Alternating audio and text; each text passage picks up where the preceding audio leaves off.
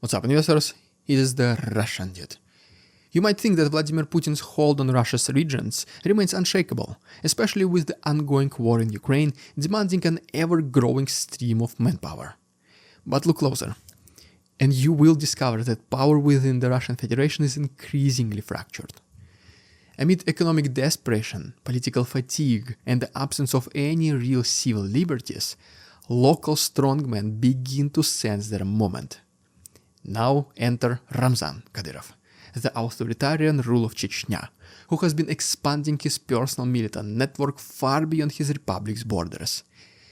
Government officials may talk about unity and loyalty, but when Kadyrov sets his sights on controlling security operations and religious structures, it is abundantly clear, because he is running on a separate track, gradually slipping from Putin's grip while building his own sphere of influence. From Gudermes to the Kola Peninsula, and from a Chechen-linked militant group called Voin to a determined push for an alternative muftiat in Ingushetia, Kadyrov's footprint grows more substantial by the day. What about Putin? He seems either unable or unwilling to curb this rampant expansion, perhaps too busy with the troubles in Ukraine to notice that his once loyal subordinate is carrying out his own mini-empire. So today, let's examine how this Chechen autocrat is consolidating power, forging an extra layer of control over Russia's northern regions, and even turning to religious manipulation in Ingushetia to quietly chip away at Moscow's authority. Once you see how these networks are forming, you will wonder whether the Kremlin is really in control, or if it is all just an illusion held together by fear and propaganda. Before we get to Kadyrov's infiltration into regions like the Murmansk area, we first need to look at the launchpad of his ambitions, the Spetsnaz University in Gudermes, Chechnya. Founded in 2013 and named with full pomp after Vladimir Putin, it has churned out thousands of fighters from all corners of Russia, supposedly in the name of bolstering the nation's defensive capacity. But let's not fool ourselves with the official statements. This place is more than just a military training site. It is a political instrument controlled by a man who sees loyalty as a commodity and who has never hidden his desire for expanded influence. From the very beginning, the Gudermes facility has been championed as a critical centerpiece of Russian national defense, with Ramzan Kadyrov in the spotlight parading his closeness to the Kremlin. The highlight arrived in August 2024, when Vladimir Putin himself came to visit. He was escorted around the site, showering the trainees with compliments and praising their bravery. One phrase in particular resonates: "As long as we have men like you, we are absolutely unbeatable." Yet, hidden in that smug declaration is a very subtle context. If these men place their loyalty in Kadyrov, then Kadyrov alone gets to decide how their might be directed. The site's official narrative stressed that over 47,000 servicemen have been trained there since 2022, and nearly 19,000 of them are so-called volunteers. Now the question is, volunteers for whom and for what? One graduate of Gudermes is a man named Sergei Ryazantsev from Olenegorsk in the Kola Peninsula. He returned to his hometown wearing the proud insignia of the Spetsnaz University, carrying with him not just the uniform, but also the ideology cultivated in Chechnya. In a public ceremony, the local mayor glorified Ryazantsev's bravery in Ukraine, hinting that this man was some sort of a local hero. But if you peek at his social media, you will find a history of involvement in Russia's previous military actions, including the conflicts in the North Caucasus itself, Chechnya I mean. Essentially, his story embodies Kadyrov's plan: send men back to distant parts of Russia with new loyalties, forging a chain of influence that extends far beyond Grozny, the capital of Chechnya. While the center's official purpose is national defense, quote-unquote, its real significance is how it ties local paramilitary networks directly to Kadyrov's sphere. A wave of new recruits, some from the impoverished regions, others from slightly more urban areas, undergo training that fuses raw combat tactics with a reverence for Chechen leadership. Over time, this hybrid indoctrination could transform the structure of regional power in Russia. For the moment, people might shrug, but sooner or later they will have to confront the fact that the man behind these recruitment drives is no naive provincial leader. Kadyrov is playing a game of chess, one in which every volunteer or conscript from Gudermis becomes another piece on the board. If the Gudermis University is the brain of Kadyrov's security project, then Voin is the hands and feet. This militant organization is spreading across Russia under the banner of patriotic education and combat training, particularly for teenagers. Clearly, the Kremlin's unwavering push to instill militaristic values in youth has found a kindred spirit in Kadyrov. But it's not just about shaping the minds of children. It's about staking a claim in regional power structures, forging alliances, and challenging the traditional lines of authority that would typically run back to Moscow. At the center of this operation stands Danil Martynov, a man who boasts close ties to the Chechen ruler. He has been Kadyrov's aide and the head of security, and he was vital in building the Spetsnaz University back in 2013. Over the years, he has also held key positions within the FSB and the National Guard, Rosgvardia. Now, he serves as an advisor on security for the Minister of Emergency Situation, a role that gives him a convenient platform to inject Kadyrov's doctrines into new segments of Russian governance. This group, Voin, shows its face in at least a dozen Russian regions, including the Yamal-Nenets district and the Murmansk region. Officially, these centers are about cultivating patriotism and teaching basic combat skills for personal growth.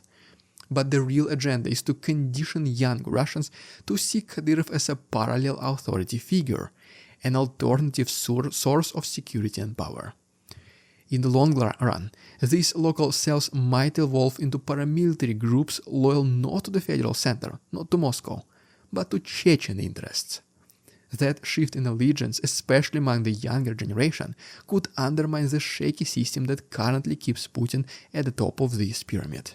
We already see how Voin's leadership is forming direct lines of communication with Chechnya. For example, the head of the Murmansk branch, Alexei Chufirov, attended a massive 10-day training session at Gudermis, where he was taught advanced shooting and drone operation.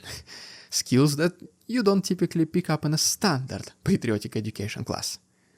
And guess who was behind the curtains? It was Chechen commanders with direct ties to Kadyrov. This pipeline between northern Russia and Chechnya is not just an accident. It is a methodically constructed route for exchanging influence and forging new alliances and allegiances. Apart from the formal structures like Voin and the Spetsnaz University, Kadyrov has also established local Chechen representation offices. One such office is in Murmansk, headed by Aslanbek Asayev. He is not simply a figurehead. He meets regularly with regional governor Andrei Chibis and keeps close relations with local security officials. In other words, this is how you build an unofficial chain of command within territories that should, in theory at least, fall solely under Moscow's control.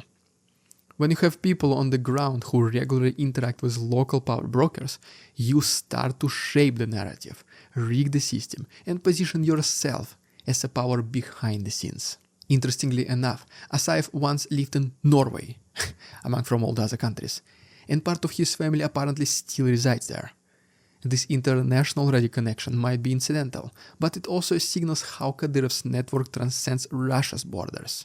He has eyes and ears in places beyond Chechnya, and the fact that Asayev returned to Murmansk to helm this office underscores Kadyrov's calculated approach, which is place loyalists in strategic locations, maintain official ties to local governance, and wait for the moment when Moscow cannot easily intervene. Right now, the Kremlin is swamped with the war in Ukraine, so it has little time to scrutinize every subtle shift in local power dynamics across the country. Over the past few years, we have seen how Putin's administration has leaned heavily on Chechen forces to instill fear and maintain order, both within the North Caucasus and beyond. But there is a downside to that approach. The more you rely on an ambitious warlord like Kadyrov, the more you bolster his own influence. In a sense, Putin is enabling Kadyrov to become a separate pole of power inside the Russian Federation. We can already see glimpses of friction between their interests, which might erupt into deeper rifts if Moscow's political and economic troubles multiply. And with the situation in Ukraine not looking like it will magically resolve in Putin's favor, at least anytime soon, or ever, the occupant of the Kremlin might not be able to shut down Kadyrov's moves in the far north. When you delegate power to a local tyrann, you better be prepared for the day he starts writing his own rules. It would be a mistake to assume that Kadyrov's designs are limited to controlling the Spetsnaz University, setting up organizations like Voin, or establishing representation offices in Russia's far north. He also has a long-standing goal of taking over or at least exercising control over parts of Ingushetia, and more recently, he has been pushing for domination through religious structures. The Chechen leaders' rivalry with Ingushetia's leadership is not new. In 2019, for example, he forced the transfer of about 10% of Ingushetia's territory, a move that sparked massive protests. But now, instead of using blatant territorial grabs, Kadyrov is shifting to a subtler, more symbolic instrument, the Muftiate. According to several reports, his Mufti, Salak Mihiev, has been in talks with Ingush Muslims in Cairo, aiming to set up a new religious authority in Ingushetia that would function under Chechen influence. While many Russian regions have multiple Muslim spiritual directorates, this proposed one seeks to displace the existing Ingush Muftiate altogether. This is a textbook strategy of divide and rule. If Kadyrov can insert a religious body loyal to Grozny in Ingushetia, that he controls both secular and spiritual levers of power there. Meanwhile, local Ingush leaders seem uncertain, perhaps secretly willing to cooperate, or maybe they're just too weak to resist. One way or another, a storm is brewing. Citizens who already distrust the government after 2019 territorial fiasco are likely to view any new Chechen-sponsored Muftiat as a sign of betrayal. This could trigger fresh protests and instability. In a region that's already among the most volatile in the Russian Federation, the notion of an externally imposed religious structure is like igniting a spark inside a tank full of fuel. Even the Kremlin must realize that if tensions surge in Ingushetia again, it could echo across the entire North Caucasus. Combine that with the fact that Kadyrov has previously voiced a desire to absorb parts of neighboring territories, and the outcome might be a chain reaction of unrest, at least, to say the least. Yet, so far, Putin is far too busy with his military quagmire in Ukraine to properly address the threat brewing in his own southern flank. If Ingushetia lights up again with protests, it might not be just local dissatisfaction. It might be a broader sign that the Caucasus is inching closer to open rebellion against any authority labeled Moscow, paving the way for Kadyrov to exploit this existing chaos. Well, there you have it, guys. If you enjoyed today's episode, please subscribe to my channel for more videos like this. If you wish to support my work, there are links down below, for example, Patreon memberships or PayPal donations.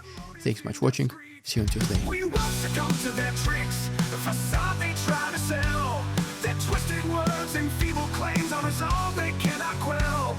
We see through their lies, their feeble attempts to sway. We do not believe in ridiculous Russian propaganda.